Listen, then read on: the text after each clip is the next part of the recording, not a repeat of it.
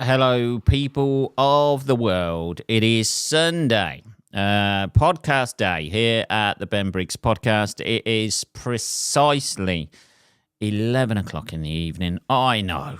I'm fucking super late today. I am super late, but I have a good excuse. I have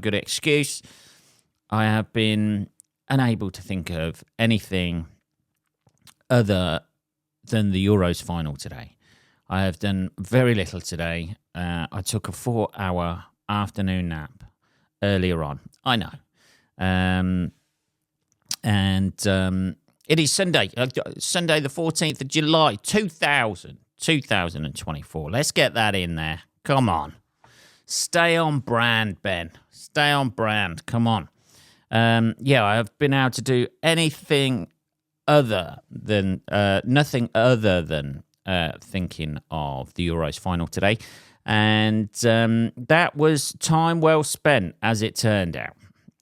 If you live on the moon, or if you are from some sort of far-flung country that is unaware of the sporting endeavour that is football, or if you just don't give a shit, this is what I don't find. I don't know what people do who don't give a shit about major footballing championships. What do you do, people out there?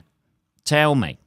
Because I have done nothing for the last 4 weeks other than fantasize about England winning this tournament. And obviously, if you are unaware, well, you should not be unaware, by the way, because this is a tradition, a long-held tradition in the UK, for England, rather, and all UK nations, to be perfectly honest, that we never win anything.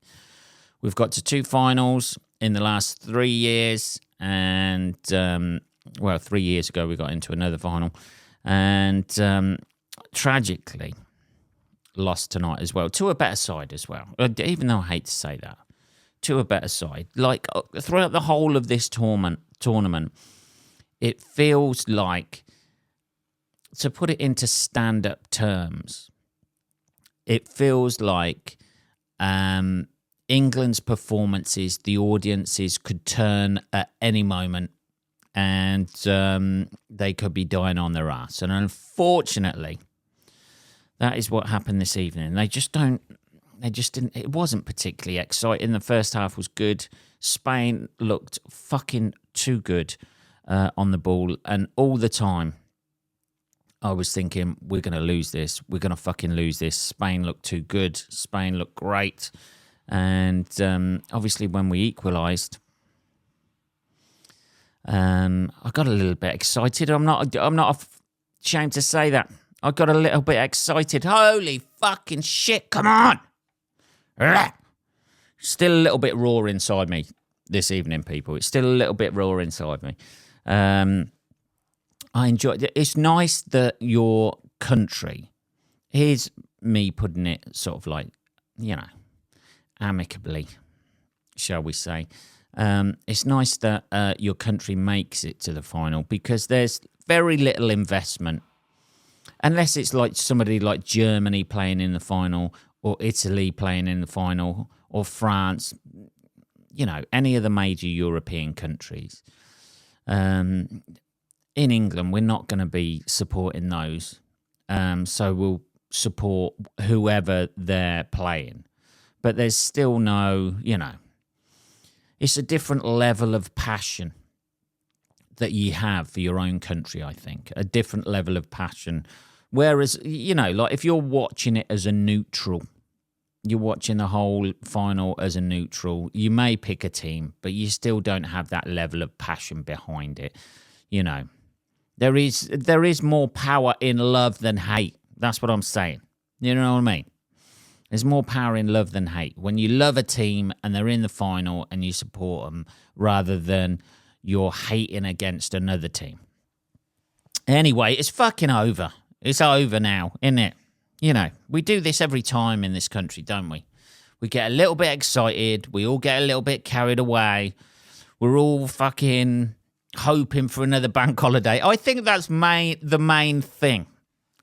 in this country. It's not the fact that we want the team to win.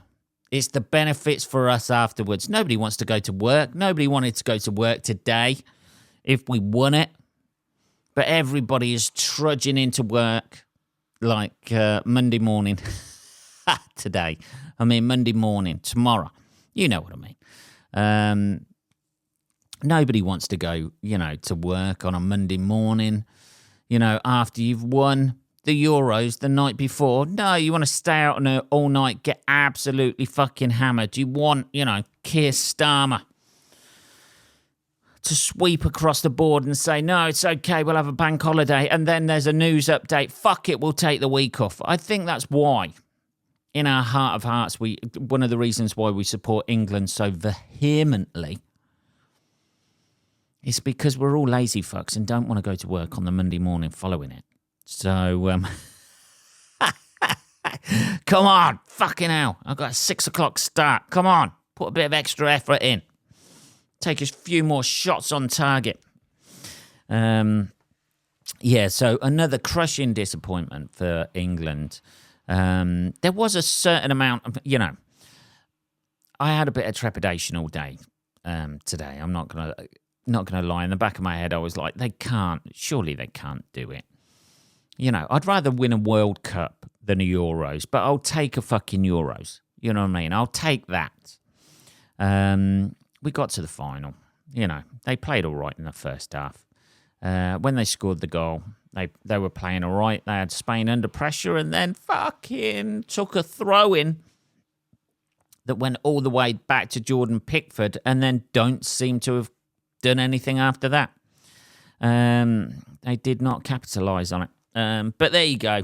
These things happen, don't they? These things. I'm quite pragmatic about it, to be perfectly honest. As a 47-year-old English supporter, I've seen this quite a few times. The thing that got me is where they're singing before the game. Spain have no football songs. That's one thing. That's one thing that we do win at, right? As English people and English football supporters, we monopolise the market in great football songs. There was Three Lions playing, Vindaloo, you ain't gonna, Spain singing Paella, Paella. That's not gonna work, is it? Paella, Paella, la la. That's not gonna work, is it? It's not the same. Our national anthem, the Spanish national anthem is nothing. It's just a fucking instrumental. At least we've got a few words. As national anthems go, I would say French national anthem is the fucking best. I fucking love that. I know. This is an Englishman saying this. The French national anthem is the best. That's possibly because of the old fucking scene in Casablanca where they all stand up. German national anthem is good. The Russian one's quite good as well. The Spanish national anthem, bit of a, there's no singing in it or anything. They're just standing there. I didn't realise it was that bad. You'd expect the Spanish national anthem to have a bit of flair to it, a bit, little bit of fucking zhu, or whatever the equivalent of that is in Spanish. I have no idea. Let's have a little bit of tea there. So we are back to a crushing disappointment. The next thing is the World Cup. I imagine Gareth Southgate's going to go. Not that he should, I don't think. I think it's a shame if he does. There's a certain, I don't think Kane ought to be playing for England anymore after this tournament, to be perfectly honest. I know he's England's biggest goal scorer or greatest goal scorer or whatever, but I don't think he ought to be. I don't think he ought to be playing after this tournament. He looks sluggish. He looks like. I'm sorry if this is too much football for people. He looks like an old school target man striker who's in amongst a flair side. It's like somebody's transplanted a 1970s, early 80s centre forward into a modern day team, and he just doesn't fit right. I don't think for the style of play for the other players. But who am I? What did you do in football, Ben? Well, I played a bit. Like I can give my opinions, can't we? We can all give our opinions. People out there judging me. Oh yeah, I have enjoyed, by the way, reading all the comments under every single article about the Euros. I have enjoyed seeing the swing from the hatred towards Gareth Southgate to now the hatred towards Harry Kane. It was an interesting swing that happened just after the semi-final. But we are a fickle species, aren't we, people? We are a fickle fucking species. Anyway, that's done and dusted, innit, for another fucking 4 years. Then 2 years' time, we've got the World Cup, and then we've got the Olympics. Holy fucking shit. Bit more tea there. So we've got the Olympics to look forward to at the end of this month. Holy fucking shit. Let's get holy fucking shittily excited about some fucking archery and some rowers. Let's have a look at some posh English people rowing. Oddly enough, upper-class people who went to fucking private school are quite good at rowing and sailing. Who'd have thought that shit? And kind of dominate it because nobody else in the world has the historical wealth to waste their time rowing on a fucking river. There's nobody from African nations winning rowing championships, is there? At the Olympics. Do they do rowing at the Olympics? I imagine they do. Yeah. I was just using that off the top of my head. Do your research, Ben. There's nobody from African nations winning. Somebody's bound to prove me wrong on this, aren't they? That's what they do. Winning sailing events. Is there? Somalians might be in there. Stereotype, Ben. What are you doing? There's nobody from underprivileged backgrounds like winning sailing or fucking rowing medals, are there? But there you go. Anyway, so we've got that to look forward to. We'll get, nobody gives a shit about that. Nobody gives a shit in the Olympics. The only people who, the only real events that people give a shit about in the Olympics are the 100 metres, 200 metres, and possibly the 4x100. That's basically it, isn't it? That's what everybody wants to watch. The rest is just like, it's fluff around it, isn't it? Nobody gives a fuck about archery. Nobody gives a fuck about shooting or anything like that. You could be a quadruple gold medalist in shooting at the Olympics and no one would give a fuck. Nobody gives a fuck about judo, do they?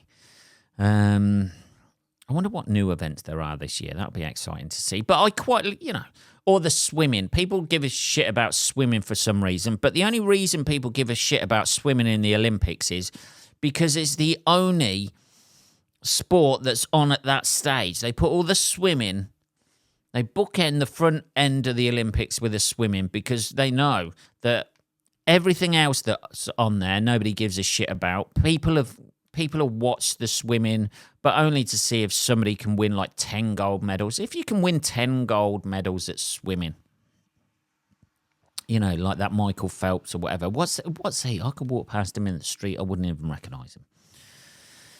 But Usain Bolt, I would recognise straight away. Just, I don't know. That's something else to look forward to. Anyway, Ben, he says, breaking the conversation. Let's have some more tea. It's fucking hot this evening as well. It's the old adrenaline. You know what? There is one nice thing. I had the window open earlier to watch the game. There is one nice thing. A community spirit around here. Every time England either missed or there was a missed opportunity or something like that tonight, you could just hear outside through the window everybody go, fuck, like that. It was a beautiful sort of sense of community within the heart of Northampton Town here. In our excitement and disappointment, all in the space of about 5 seconds. Anyway, Ben, what have you been up to this weekend? Well, I'll fucking tell you. Jesus Christ. Calm down a little bit, yeah? I had a nice-ish gig Friday night. Let's not get too carried away. It was nice. It was a gig in Aylesbury in an arts centre, but it felt pretty much like England's tournament. That at any moment it could fuck up and go a bit south.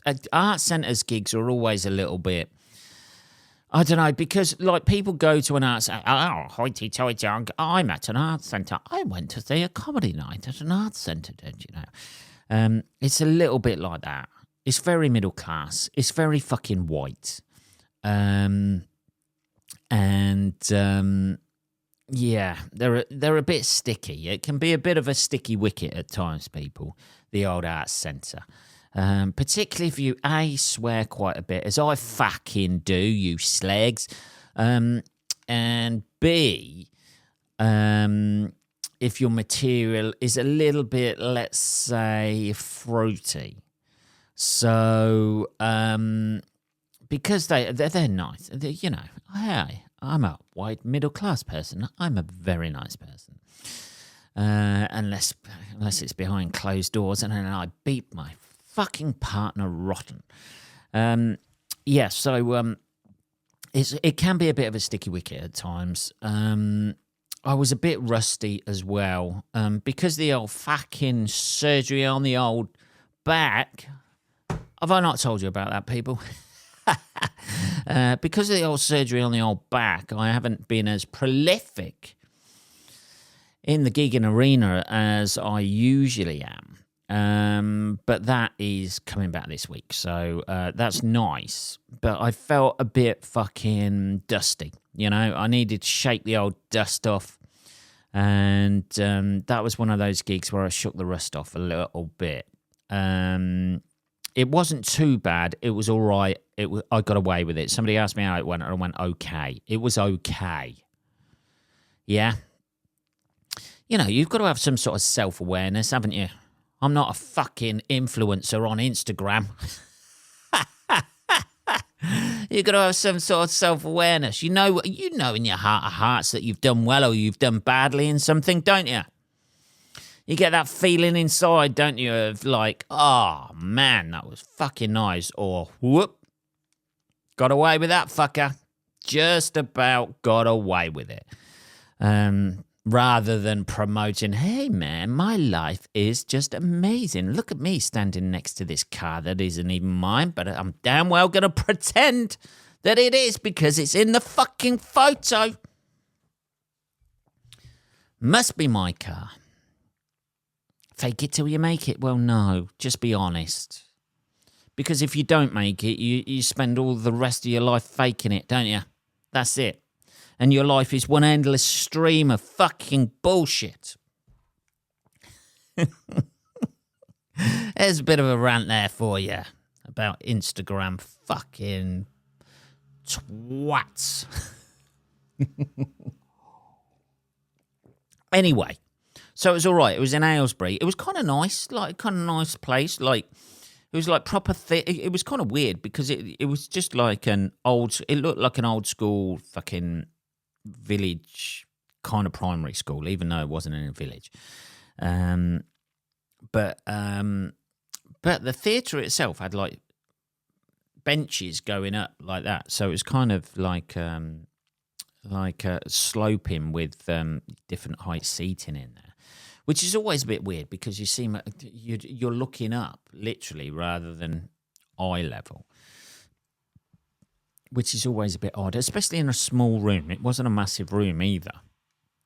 But they've definitely made it into an auditorium. You know what I mean? In a lot of places or whatever, like people will just put chairs on a flat floor. But they've thought, no, we are going to have a performance fucking space in here. So our middle-class patrons can jizz themselves silly and feel like they're in the theatre just yards away from their own front door. That's what we're going to do. But yeah, it was all right. It was nice to see some other acts there and that sort of thing. I always think I talk too much shit in the green room, to be perfectly honest. I don't know, I have to go on about things sometimes, but it's nice to have a bit of human connection. There we go. Saturday night I was in Lincoln, which, to be fair, was a fucking lovely gig. It was like a village hall, I know. Middle-class white area? You bet your fucking right nuts it was. There was actually a few non-white people in there, but that was surprising. Being so far from civilization as it was. Like, there's something about Lincoln being flat. I mean, it's 81 miles away from here, and it took me about 2 hours, 15 minutes to get there? 81. So you can imagine what sort of shit, fucking bullshit, windy, twisty, spaghetti fucking roads they are. It's when that's the disheartening thing. When you see on your sat-nav that it's like 30 miles or 25 miles to the gig or the venue that you're doing, and then you see the time and it says an hour, and you're like, oh, fuck, this is gonna be a bullshit road. Just twisty, turny, windy, which is quite nice, right? Everybody, you know, people come over to this country and they say, oh, isn't it quaint, the villages and the little twisty, turny little roads? Yeah, but if you want to fucking get anywhere, it takes fucking ages, and especially like up to Lincoln or the eastern side of the country. Now, maybe, you know, there is discouragement from the people who live in those areas because they live in quite a nice part of the country and they don't want anybody else going there. That may be it. But it was a lovely little village. It was a village hall. I was a bit worried when I walked in, to be honest, because the old Blue Rinse Brigade were out in force. There was a few youngsters and that sort of thing, but it was, you know, it was aged. In that area, it was a place called Walcott Village Hall. In that area, within the next 20 years, from the population who were at that gig, there is going to be an awful lot of property that comes on the market. That's for sure. Isn't it? Because they were just old. They're going to be gone in 20 years, aren't they? And then somebody else will move in who's in their 50s, 60s, and they'll stay there for 20 years. They die. Essentially, if you buy a house around there, you're just inheriting it from a procession of dead people, and it just changes hands every 10, 15, 20 years. That's it. Which is a nice way to look at it. However, the gig was lovely. It was really good fun. And also, I got to see people who I haven't seen for a while, which is always nice. I know I seem a bit socially fucking, hey, go fuck yourself, you know, like, and that sort of thing. But it's like, you know, when I've genuinely built up, you know, some of the people I've been gigging with 17, 18 years. And it's genuine. And the weird thing about that is, you have a sort of like bond that you don't have with anybody else. And you might not see people for sort of like a year, 18 months, 2 years, something like that. But you have a bond whereby you have seen them smash gigs, absolutely smash gigs, and you have seen them die on their fucking hole, and they have done the same to you. They've seen, well, hopefully seen you do well at gigs, who knows?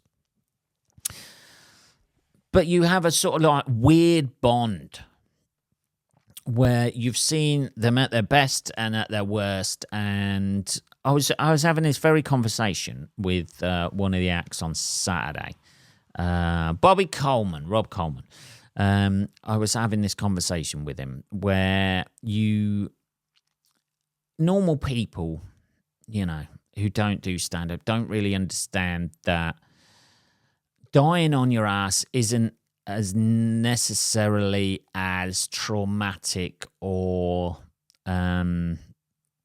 fucking devastating as it looks, because you kind of get used to it. You don't completely get used to it. It's still like, oh, fuck, that was a bad gig. But you're like, okay, on to the next one. It looks from an outsider's perspective that it's just because for most people, it is the most humiliating thing in the world, isn't it? Being publicly humiliated and just, being embarrassed or whatever, or people not laughing. It's everybody's worst fucking nightmare. But when you're kind of been doing it for so long, it is just par for the course. And you know that every now and again that's going to happen. It happens to everybody as well. And it's not anything to get too downcast about. And it's difficult for people to understand that you can go through that sort of like humiliating experience and it doesn't really, you become a bit thick-skinned to it. Not so thick-skinned that you think you're fucking amazing, go out there and stop working and things like that. But you just become kind of immune to the impact that it would have on other people. It was an interesting conversation, and it was nice to see a few people I haven't seen for a while. And the gig was fucking fun. It was lovely. They were fucking old fuckers, some of them. Oh, my God. Jesus, they were fucking old. But, they let themselves go. They had a good laugh. There was a few old fuckers laughing, which is always a good thing. And then I came home from that gig, through the fucking twisty-turny roads, got home, put the fucking news on, and then almost saw Donald Trump get his head fucking blown off. Oh, shit. Where were you when somebody tried to assassinate Donald Trump? I tell you where I was. I was sitting on my fucking sofa. I just got home, just made a cup of tea. I thought I'd switch the fucking news on. It was BBC News live from Trump's speech, and I watched it fucking live on TV. Amazeballs. Absolutely amazing. It's fucking weird, isn't it? It is weird. America is fucked up, man. That is meant to be like, the home of democracy, the home of freedom. The democracy is, you don't agree with bang. That there is a massive metaphor for the way how social media has segregated people. Right there. In that one event. And you don't agree with me, you need to shut up. You don't agree with me, I'm going to fucking shoot you. I know it's people out there, well, that's not the same thing. Metaphorically it is, isn't it? I'm going to shut you up for good. Isn't it? This is what social media has done, I think. There's a lot of good things that happen on social media. There's fucking GoFundMe accounts for this person, that person, somebody's fucking funeral for their dog, something like that. I saw that once, yes. Somebody trying to get their dog back and trying to make it from the vets and trying to, Jesus Christ. Just get a second job if you want your dog back. Trying to start a GoFundMe account to get the fucking body of their dog back from the vet. I mean, come on. There's a line, people. I watched it. I watched it live. It was fucking weird. And then the weird thing when you look at it now, after we know everything, well, not really everything, but we know that Trump was obviously injured, and somebody died who was shot behind him or whatever. It seems very less sort of like heroic and resistant. Him raising his arm seems a little less sort of like, and people cheering when he raised his arm. There was somebody behind him at that very moment with their fucking head blown off. It just seems less triumphant, doesn't it? Is there something weird about being triumphant in that moment and also that nobody gave a fuck. None of the Secret Service or whatever, they all piled on Donald Trump, and then he wanted to get his shoes and stuff like that. Yeah. That is, if we're talking about metaphors, there's a metaphor for how rich people and important people are treated in this country. You know, somebody not in this country, obviously, but in our society, Western society, isn't it? The rich person gets shot at, surrounded by security staff and ushered out, allowed to put his shoes on, obviously. Doesn't want to walk out barefoot. There may be some stones around. Get a nasty bit of Lego in between the toes. He's ushered away, and meanwhile, you know, some nobody, not that they're a nobody or whatever, I think they're a fireman or something like that, weren't they? But somebody who isn't on the political stage or isn't a millionaire, he's laying behind him with the head fucking blown off. And nobody gave a shit. Nobody seemed to give a shit. No, there was no Secret Service, you know, covering the crowd. I don't know, man. I don't know. Maybe I'm taking that metaphor too far. Who knows? But it's strange times. And this is, you know, the polarization. What social media has done has created a polarization of opinion. And now you're either in one camp or the other camp. And nobody anymore can say, well, I kind of like that and I kind of like that stuff from there. Because if you kind of like Trump, everybody says you are a fucking Trump supporter and that's it. And everybody else on this side fucking hates you. Everybody on the left hates you. I don't know. It's sad times, man. But I'm glad they didn't actually get to blow his fucking head off, because I imagine that would have caused uproar in the States. Absolute uproar. But yeah, it was fucking surreal watching it. That's all I'm saying. It was fucking surreal watching it. But there you go. We'll see how this pans out. Oh my God. We've done half an hour, people. That's enough, isn't it? That's enough. Come on. Let's all settle down. In a day where England, again, metaphorically, if we'll go along with the metaphorical theme, had their head blown off by Spain. And more disappointment goes on for England as a nation. Come on, the fucking rowers. Come on, the sailors. Let's get a bit of... Let's restore a little bit of English pride, shall we? In the Olympics. Anyway, motherfuckers, that is this episode. This week's episode. Have a fucking great week. You get out there. You get out there. You live your lives. You make yourselves better people. And I shall speak to you next week, motherfuckers. Have a great week. Take care.